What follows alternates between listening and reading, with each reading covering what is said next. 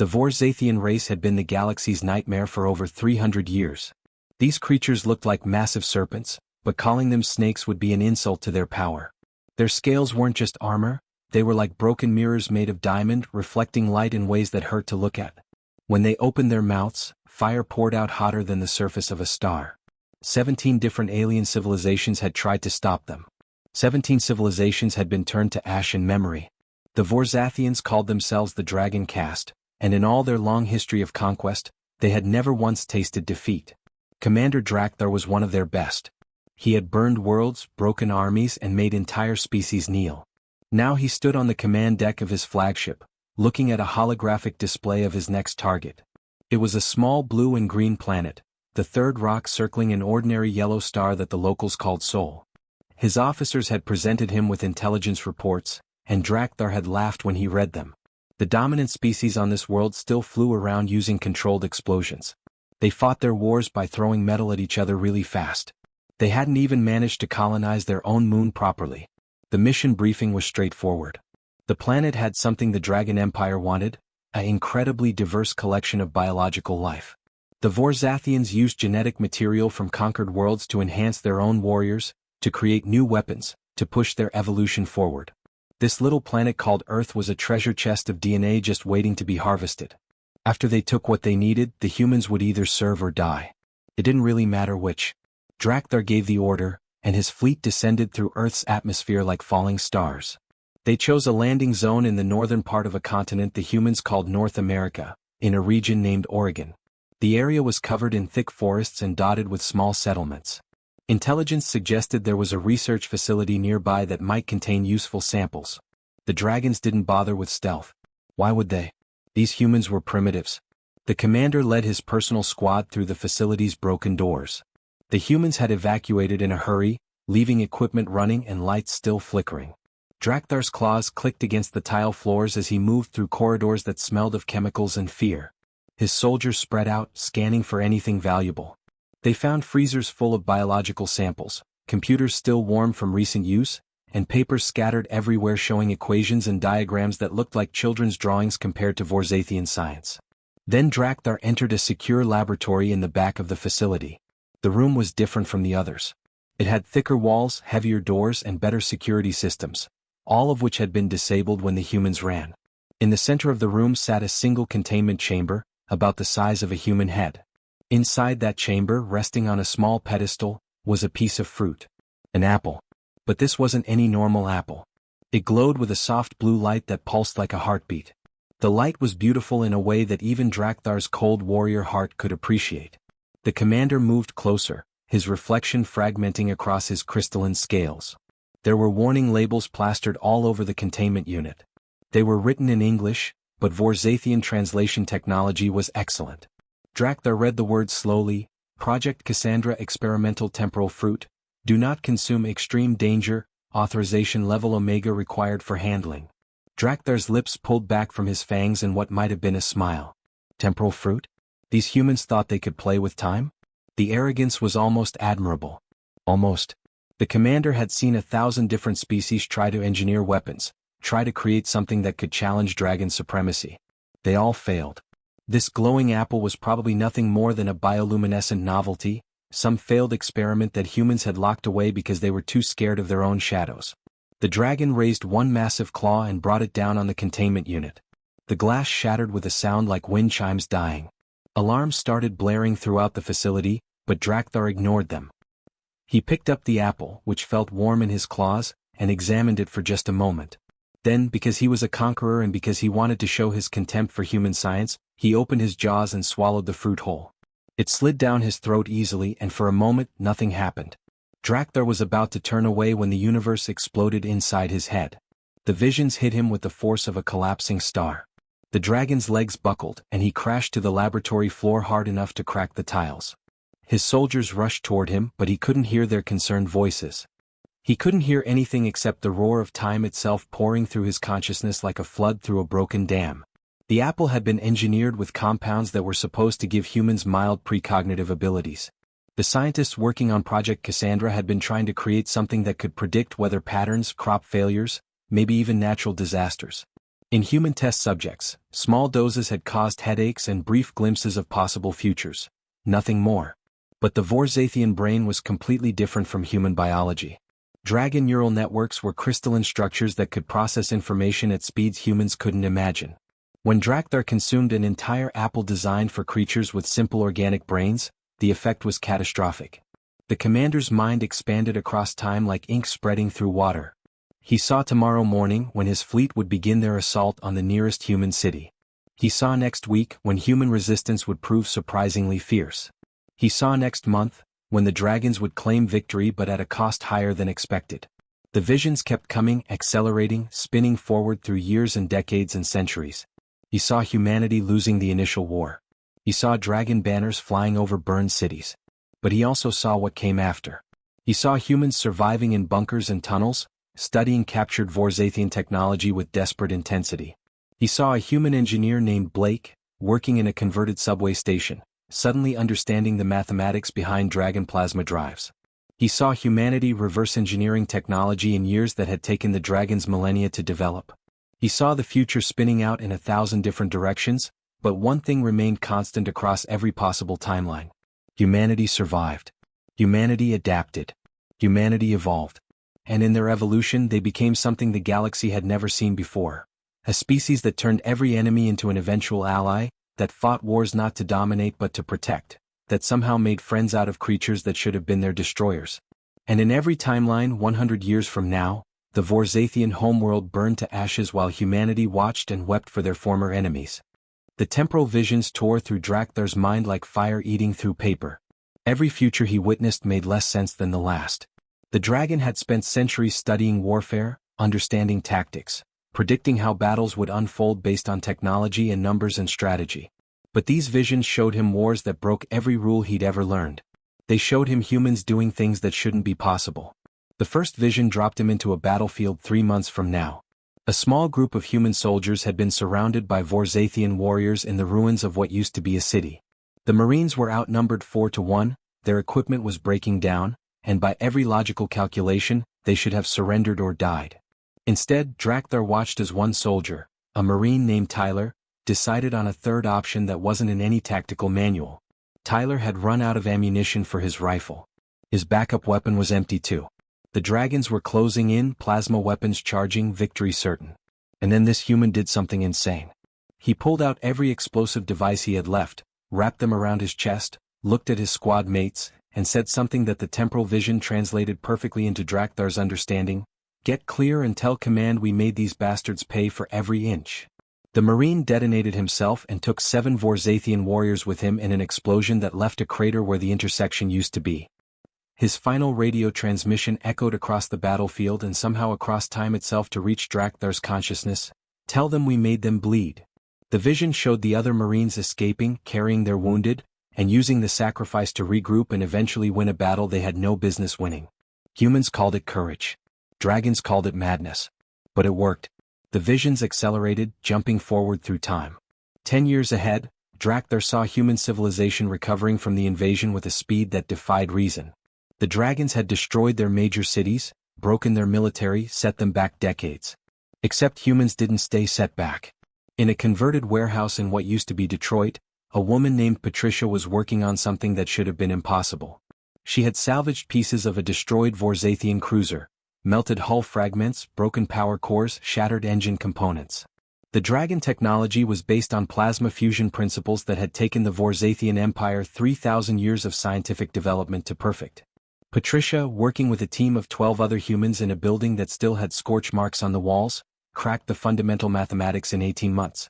Drakthar watched her sit at a computer for 16 hours straight, surrounded by empty coffee cups and papers covered in equations, until she suddenly laughed and said, "Oh, you've got to be kidding me. It's just recursive field compression? That's it." Her colleagues called her breakthrough aggressive optimism, which apparently meant refusing to believe that something was impossible just because it had never been done before. Within 2 years, humanity had working plasma drives. Within 5, they had ships that could outrun Vorzathian cruisers. The visions pushed further forward, 30 years into a future that looked nothing like what Drakthar expected. Humanity had encountered another spacefaring species called the Silicate Collective, beings made of living silicon and crystal who communicated through light pulses. The dragons, in this timeline, had immediately prepared for war because the silicates controlled resources the Empire wanted. But humans did something different. A human diplomat named Wesley walked into the silicate city completely unarmed, carrying nothing but a data pad and what he called an open mind. The silicon beings were confused, then curious. Wesley spent 3 weeks living among them, learning their language, understanding their culture. When technical problems arose with their communication, he actually asked them, "Have you tried turning it off and on again?" A phrase that apparently came from human computer repair. It worked. The silicates found this hilarious for reasons that transcended species. Within months, humans and silicates were trading technology, sharing star charts, and creating what they called cultural exchange programs. 50 years forward, the galaxy looked completely different.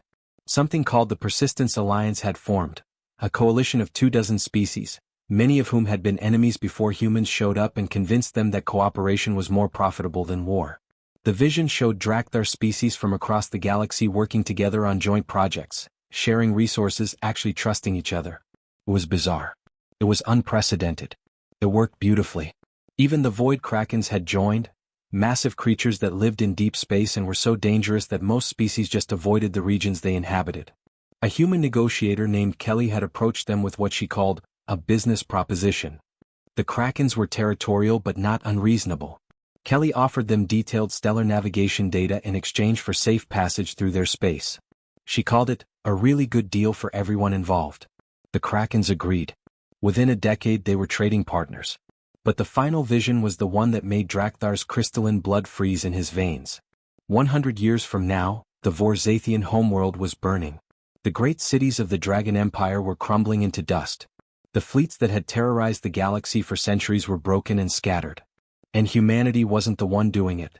The timeline split and showed Drakthar exactly how it happened. The dragons, furious about their defeat on Earth and unable to accept that primitives had beaten them, launched a revenge attack 50 years in the future. They hit a human research station in neutral space, intending to send a message about dragon superiority. What they didn't know was that the station was hosting first contact protocols with the Void Krakens. The humans were in the middle of negotiating a scientific partnership when dragon warships appeared and opened fire without warning. The Krakens witnessed humans, their new friends, their trading partners, people who had treated them with respect, being attacked by these aggressive serpent creatures. In Kraken culture, unprovoked violence against allies was the worst crime imaginable. Their response was methodical and absolute. They hunted down every Vorzathian ship, tracked every dragon colony, and systematically dismantled the entire empire world by world. The worst part of the vision was watching humanity try to stop it. Human ambassadors pleaded with the Krakens to show mercy. They argued that the dragons were acting out of pride and fear, that they could change, that extinction wasn't justice. The Krakens refused. They had made their decision. Drakthar watched his own species go extinct while humans, the same humans dragons had tried to exterminate, begged for their enemies' lives. The vision ended and Drakthar crashed back into his own body. He was still lying on the cold laboratory floor. His scales were trembling. The temporal compounds from the apple were fading from his system, but the visions remained burned into his memory like scars on crystal. His soldiers were standing around him, concerned and confused, asking if their commander needed medical assistance. Drakthar slowly pushed himself to his feet, his mind reeling from what he'd seen. The horrifying truth settled over him like a heavy cloak. Humanity's greatest weapon had nothing to do with guns or bombs or even their surprising technological adaptability. Their real weapon was something the dragons didn't have a word for in their language. Humans made friends. They made allies out of enemies. They turned conflicts into partnerships. And once someone became humanity's friend, humanity would defend them, remember them, mourn them. And those friends would avenge them without being asked. The invasion of Earth wouldn't just fail. It would set in motion a chain of events that would end with the complete extinction of the Vorzathian species. All because dragons didn't understand that in the new galaxy humanity was creating, the strongest species wasn't the one with the biggest weapons. It was the one with the most friends. Drakthar stood alone in the command chamber of his flagship, staring at the tactical displays that floated in the air like glowing ghosts. Each screen showed a different view of Earth, the blue planet spinning peacefully below, completely unaware of the death that hung in orbit above it. The displays tracked every major city, every military installation, every population center. Red targeting reticles blinked over locations that would cease to exist the moment Drakthar gave the order. 80 warships surrounded him in formation, spread across Earth's orbit like a net of steel and fire. Each vessel carried enough firepower to crack a continent in half. The combined fleet could turn the entire surface of the planet into molten glass within hours. Earth's defenses were a joke by comparison. Chemical rockets, primitive satellites, weapons that still relied on metal projectiles and controlled explosions.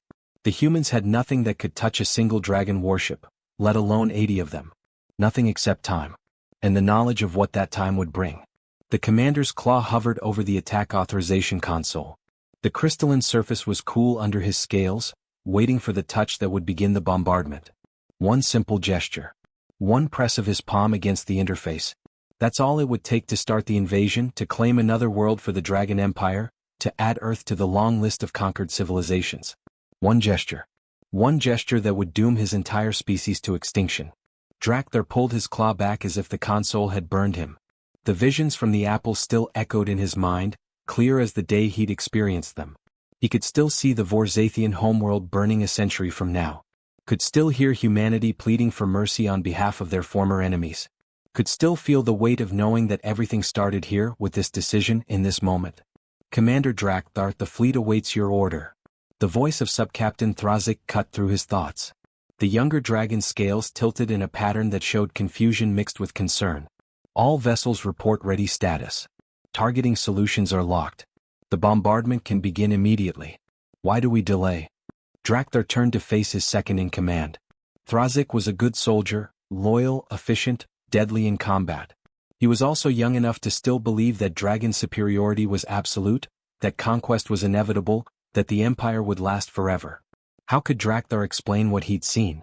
How could he tell this faithful warrior that the Forbidden Apple had shown him futures where everything they believed in turned to ash?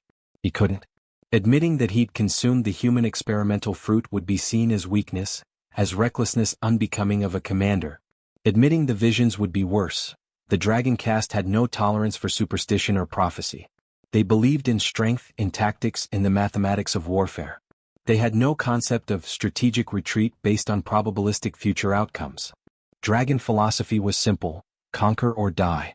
There was no third option. No middle ground. No room for a commander who saw the future and flinched. Additional reconnaissance required, Drakthar growled, keeping his voice level and authoritative. I want complete biological surveys of all major population centers before we proceed. Full spectrum analysis. Detailed mapping of underground installations.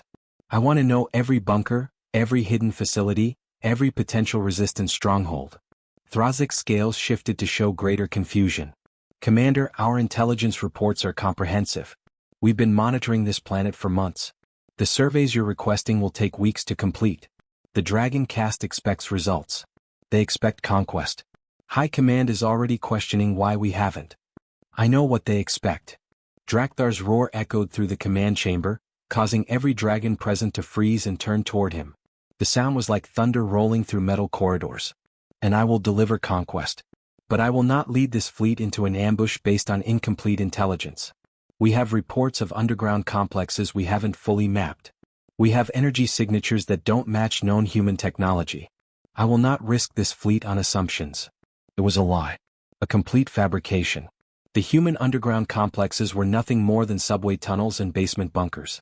The energy signatures were just poorly shielded nuclear reactors. There was no ambush waiting.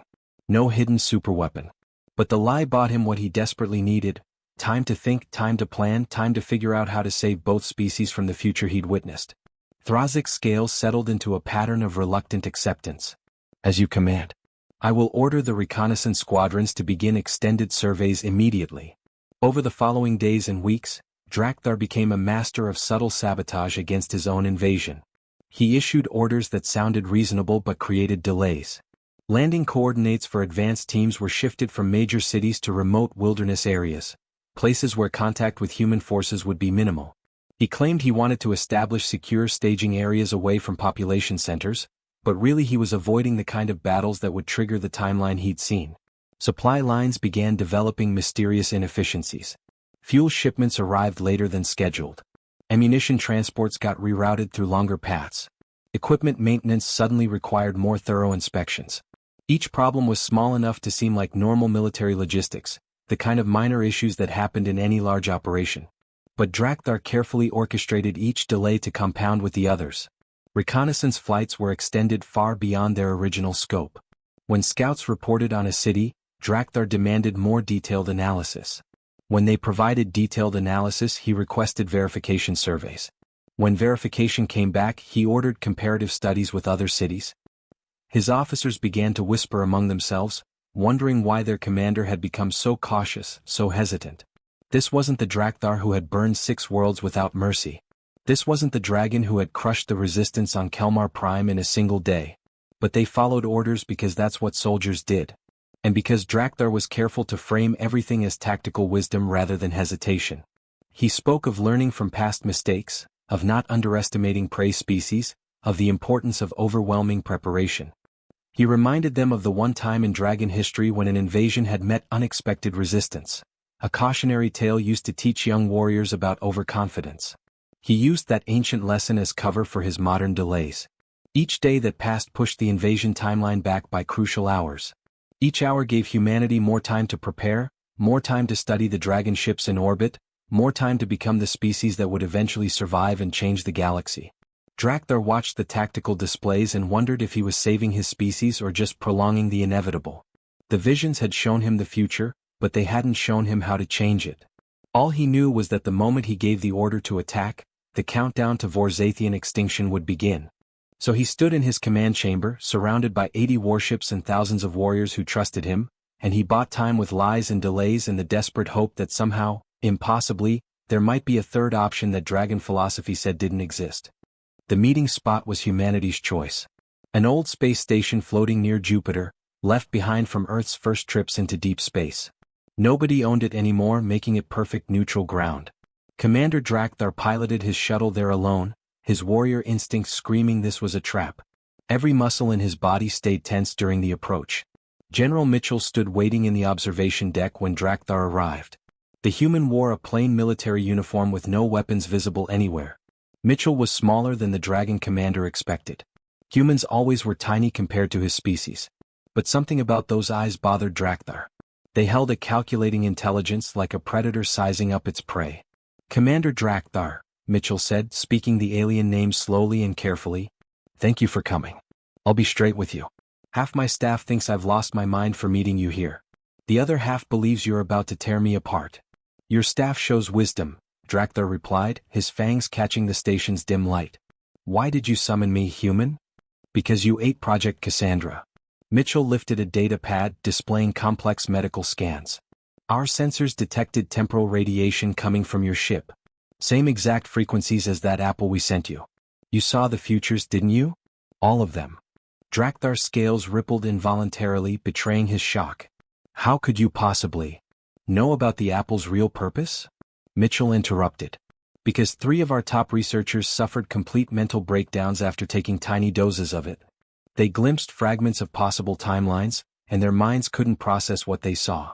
We shut down the entire project because human brains aren't designed to handle that kind of knowledge. But you Vorzathians have those crystalline neural networks, right? I'm betting you saw everything. Every possible future. Drakthar remained silent. His silence told Mitchell everything. The general kept talking. So you witnessed what happens if you invade us. You probably saw your forces winning at first. But you also saw what comes afterward. You watched humanity adapt, steal your technology and make alliances with species that terrify even dragons like you. And eventually, in those visions, you saw your homeworld burning. The Void Krakens, Drakthar whispered, his voice barely audible. The Void Krakens, Mitchell repeated, nodding. We've been running computer simulations based on the tiny data fragments our researchers managed to bring back before they broke down. Every single model where you successfully invade Earth leads to your species going extinct within 100 years. Every single timeline. The general walked over to the massive observation window. Jupiter's violent storms swirled below them, hypnotic and endless. Here's what puzzles me, Commander. You've known all this for weeks now. You could have simply left. Made up some excuse about technical problems, retreated back home, saved your entire species from destruction. Why are you stalling instead? Why drag this out? Drakthar's laugh sounded painful and bitter. Because retreating means extinction anyway. The dragon caste never accepts failure. If I return to our homeworld without achieving conquest, they'll execute me immediately for cowardice. Then they'll send another commander to finish the invasion. The doomed timeline continues no matter what I do. Then we need to create a third option, Mitchell said, turning away from the window. What if you didn't retreat at all? What if you lost instead? The dragon commander's eyes went narrow with suspicion. Explain what you mean. Over the next hour, they designed something completely unprecedented in galactic history. A fake defeat. A staged battle. Drakthar would launch a major assault against a specific military installation in Nevada. Mitchell's forces would secretly evacuate everyone beforehand. Humanity would deploy experimental weapons carefully designed to look absolutely devastating on Vorzathian sensor equipment. The Dragon fleet would suffer what appeared to be catastrophic losses. Ships would get disabled but not destroyed, reparable later. Then Drakthar's forces would retreat in apparent disgrace. Your superiors will blame you for this defeat, Mitchell warned seriously. Your career ends right there. They might even execute you anyway. Perhaps, Drakthar said slowly, but my species survives. And the timeline changes direction. That's worth any personal cost. There's more to this plan, Mitchell continued, pulling up a holographic display between them. After our fake battle ends, we're going to leak Vorzathian technology to our scientists. Not steal it through espionage. You're going to deliberately give it to us. Plasma drive technology, energy shield designs, advanced medical equipment. Everything. In exchange, we share our biological engineering discoveries, our agricultural techniques, and something my science team keeps calling friendship protocols. Drakthar studied the human carefully. This changed everything about galactic politics. Two species sharing technology voluntarily instead of through conquest. The implications were staggering. The dragon and the general stood together, looking out at Jupiter's ancient storms, planning a battle that would save two worlds. The Battle of Nevada became legendary in Vorzathian military history, but for all the wrong reasons. It went down in their records as the single worst defeat the Dragon warriors had ever suffered. Commander Drakthar led his fleet toward Area 52, a human military installation their intelligence reports claimed was barely defended. Easy pickings, or so it seemed. Instead, the dragons flew straight into a nightmare. The humans deployed experimental weapons that completely defied every tactical prediction the Vorzathians had calculated. Electromagnetic pulse cannons that, according to dragon science, shouldn't even exist yet. These weapons sent cascading energy waves through ship systems, causing complete electrical failures. Kinetic impactors struck with such impossible accuracy that dragon pilots swore the weapons could read minds. Each shot found critical weak points in their vessels with surgical precision. But the most devastating surprise was something humanity called Project Thunderstrike. The dragons watched in horror as their own plasma technology, somehow captured and reverse-engineered by humans, got channeled directly back at them. Their own weapons turned against them. The psychological impact was crushing. How had these primitives learned Vorzathian secrets so quickly? The dragon fleet hemorrhaged ships across the Nevada sky. 37 vessels went down, spinning through the atmosphere trailing smoke and fire. Explosions lit up the desert like a second sun. Communications channels filled with panicked calls for retreat. Drakthar, playing his part perfectly, issued a desperate withdrawal order that sounded absolutely genuine. His own flagship absorbed tremendous damage during the escape, suffering hull breaches across 3 entire decks. Atmosphere vented into space. Emergency bulkheads slammed shut. The retreat looked utterly chaotic and defeated. Back in Dragon space, the Vorzathian High Command watched the battle footage with growing rage and disbelief. They saw burning vessels tumbling through Earth's atmosphere. They heard Drakthar's panicked retreat commands. They witnessed the proud dragon fleet limping away from a species they'd considered barely worthy of attention. The flagship itself looked half-destroyed, barely maintaining structural integrity as it crawled back toward home. The response was swift and brutal. Commander Drakthar got summoned before the dragon cast for judgment. They stripped away his rank in a humiliating public ceremony. His military decorations, earned over decades of service, were torn from his chest. His command badges melted down. Every honor erased. Then they exiled him to a desolate asteroid in the outer territories, a barren rock where failed commanders went to be forgotten. He was forbidden from ever commanding a military vessel again. His name became a cautionary tale whispered among young dragon warriors. The High Command made another crucial decision that day. They declared Earth far too dangerous to invade without at least a decade of intensive preparation. Maybe longer. The humans had somehow leaped forward in technology, becoming a genuine threat instead of easy prey. The dragons needed time to develop countermeasures, study human tactics, and rebuild their confidence. But here's what the High Command didn't understand. A decade of preparation was exactly what the secret plan needed. According to Drakthar's visions from Project Cassandra, 10 years from now would be too late to invade Earth successfully. By then, humanity would have formed alliances with other species. The Void Krakens would already be positioning themselves. The window for Vorzathian conquest would slam shut permanently. Drakthar accepted his exile without a single word of protest. He didn't defend himself, didn't explain, didn't beg for mercy. He simply bowed before the dragon caste, acknowledged his disgrace, and departed for the outer territories in silence. To everyone watching, he looked like a broken commander accepting well-deserved punishment. What nobody in the dragon caste realized was that Drakthar's exile was part of the plan too.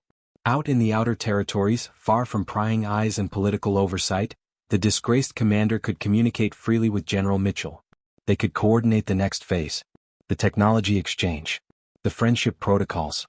The careful reshaping of galactic politics. Meanwhile, back on Earth, humanity's scientists were already receiving their promised gifts. Vorzathian plasma drive schematics appeared mysteriously in research databases. Energy shield designs showed up in classified military networks. Advanced medical technology manifested in hospital research centers. Each piece of alien knowledge arrived with no clear source, as if dropped from the sky by generous cosmic forces. Human researchers dove into this treasure trove with enthusiasm. They didn't question where it came from. They just felt grateful for the breakthrough discoveries. Within months, Earth's technology began advancing at an unprecedented rate. Plasma drives replaced old rocket engines. Energy shields protected cities from natural disasters. Medical treatments cured diseases that had plagued humanity for centuries. And nobody except Mitchell and his small team knew the truth. Nobody understood that a dragon commander had deliberately lost a battle to save two species. Nobody realized that Earth's sudden technological leap forward came from a disgraced alien warrior sitting alone on a distant asteroid, watching the timeline shift toward survival instead of extinction. The seeds of tomorrow were planted in the ashes of a fake defeat. And both species had a chance at a future neither could have achieved alone.